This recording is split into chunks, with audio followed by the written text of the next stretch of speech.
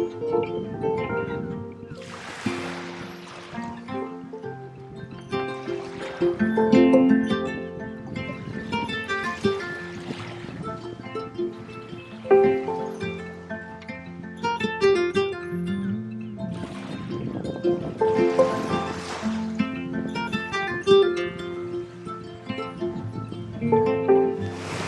morning, welcome to this week's vlog, and today I'm back on the beach.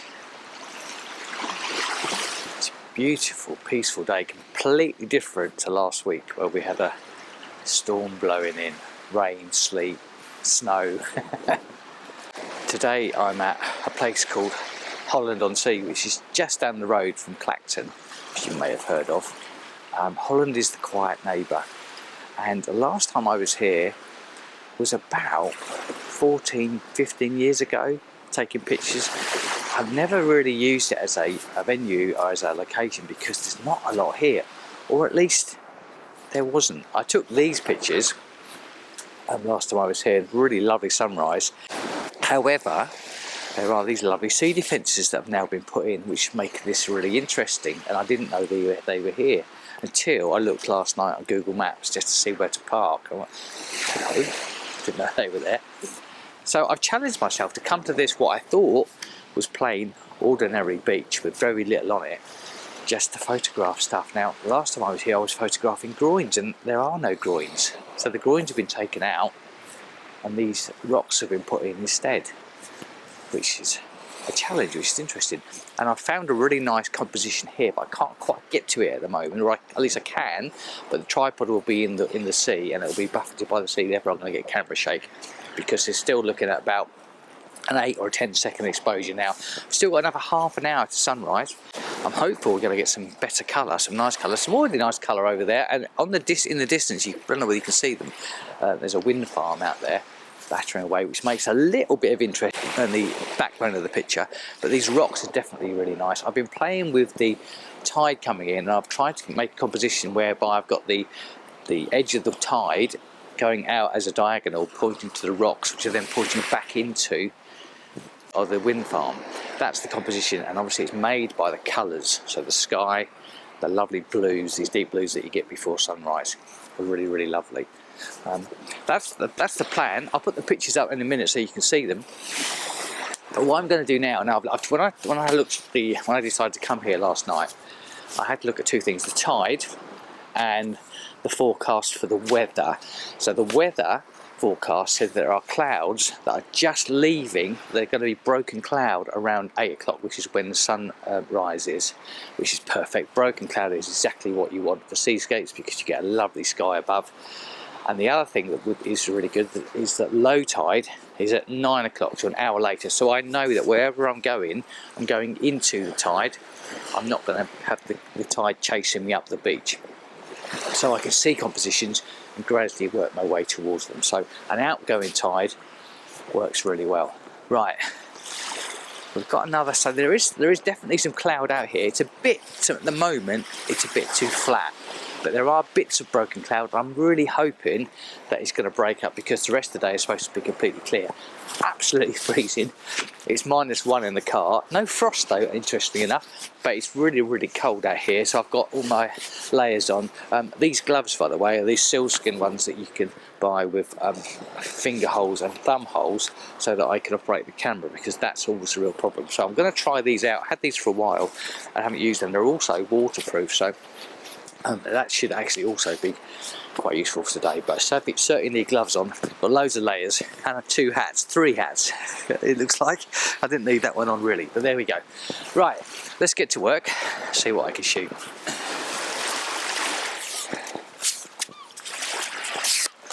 Okay, so we're going to go up to 2 bits of the legs here because I'm going to just be perching myself in the edge of the tide here. It's quite a steep beach, so again, steep beaches are quite good because they're quite safe. It takes a lot of time for the tide to creep up, so it's not too bad at all. Just going to work on the edge here, and what we're looking at, let's get this in position. Just going to lean on the feet a little bit.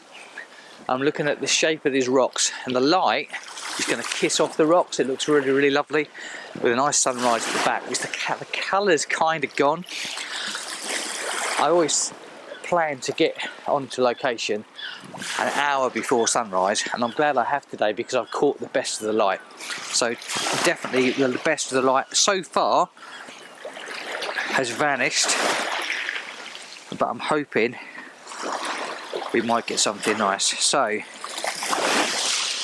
this really has lightened up a lot. Let's have a look what we expose we're getting here.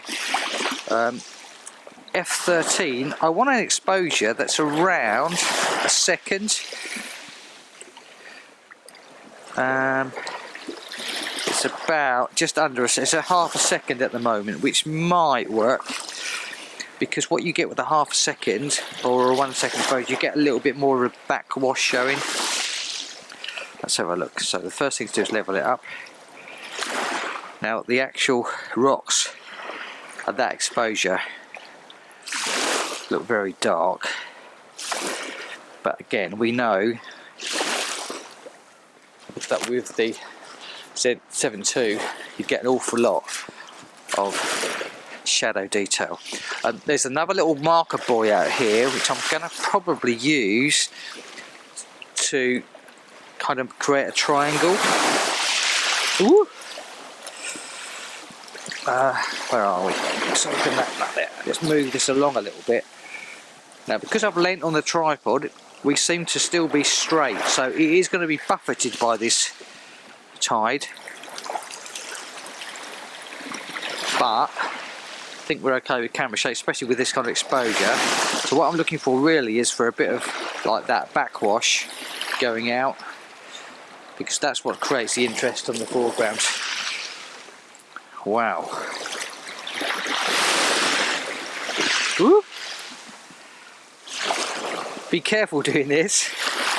You really have got to know your beaches, and this one I know is very calm today. There's no weather, there's no wind at all. It's just a lovely, calm, gentle sunrise, which is what I'm trying to convey. Okay, so I'm going to switch to portrait mode. Portrait, if I can say it in this cold weather, orientation.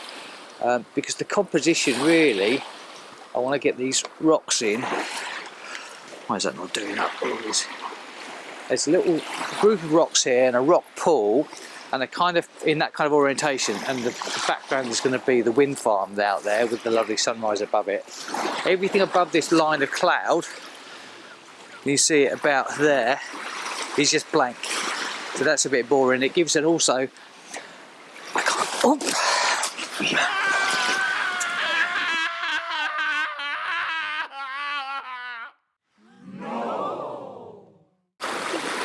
Oh. I'm really hoping that's all right. I haven't looked yet. It gives so everything above that cloud, that line of cloud there, is just blank, and it kind of takes the eye out because it's quite bright. So the picture is going to be mostly foreground, these rocks, light kissing off it, and then the sunrise sky at the back. So let's have a little look at that now. Oh God. Let's get this image done. So again, how you move is really important.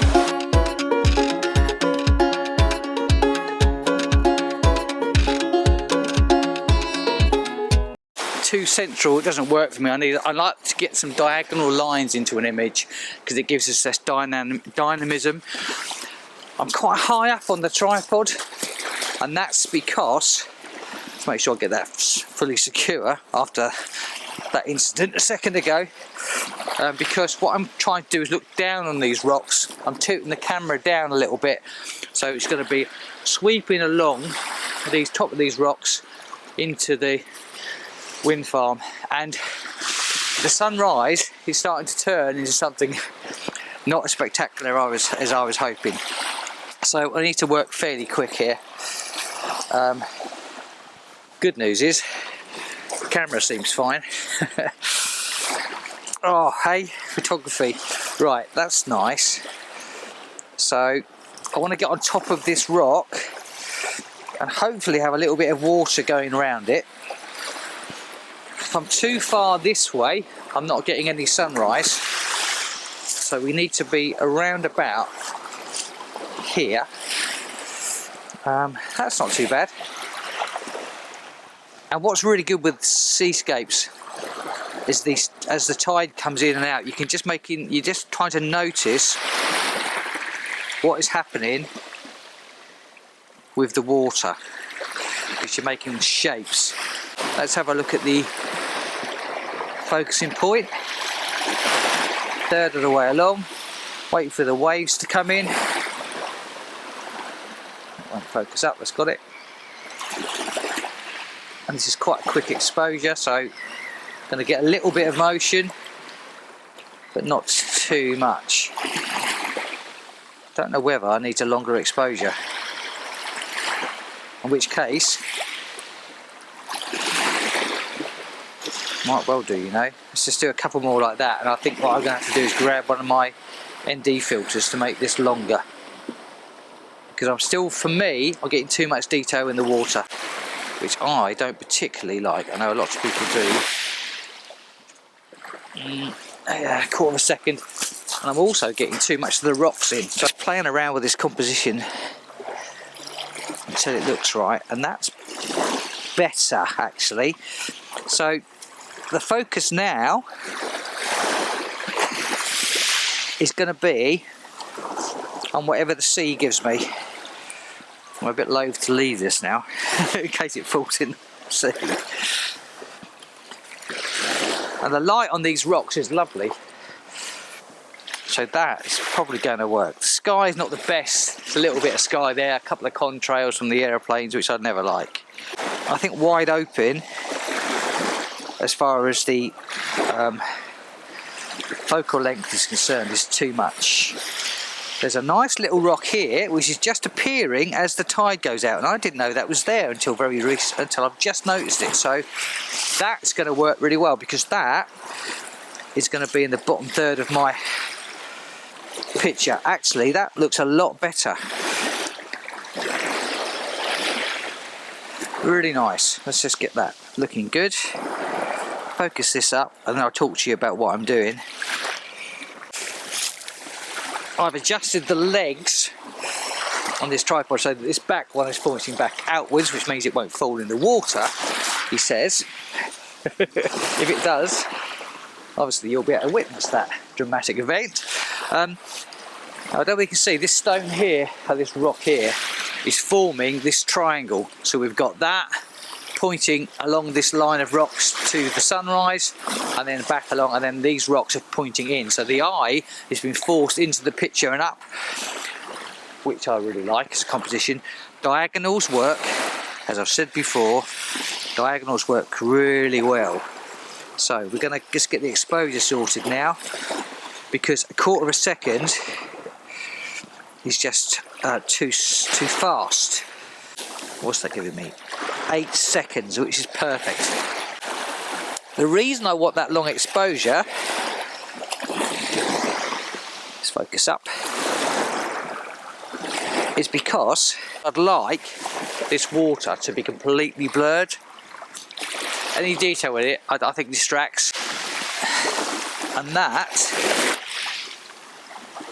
actually looks really nice. I'm really pleased with that. This beach that I've dismissed before as being a little bit dull, apart from the wooden groins which I was expecting early in the week when I thought I'd come here, the actual wind farm looks really good, and these rocks now make this an interesting location to come back to. So let me just do a couple more here, and then I'll put these on the screen for you to have a look at. And I might, before I go, just go to Clacton Pier, which is just down the coast here, and get the drone out and do some pictures of the pier from the top, what we call top-down pictures. So, whew. Again, these waves are the things. This is the backwash that's interesting.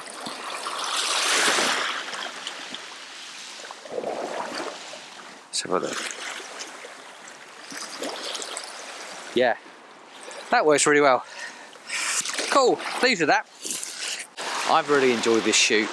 I hope you have. I don't know whether there's anything you've seen that you would have shot differently. Let me know in the comments below, but as ever, your feedback's always appreciated. But I will put the pictures up on the screen. If you haven't seen the channel before and you like this sort of thing, please think about subscribing. It helps the channel out a lot. And go back and check the back catalogue. There are lots of videos for you to enjoy. So from a very cold Holland-on-Sea, thanks for tuning in. See you next week, 6 o'clock on Sunday. Stay warm, take care. Goodbye.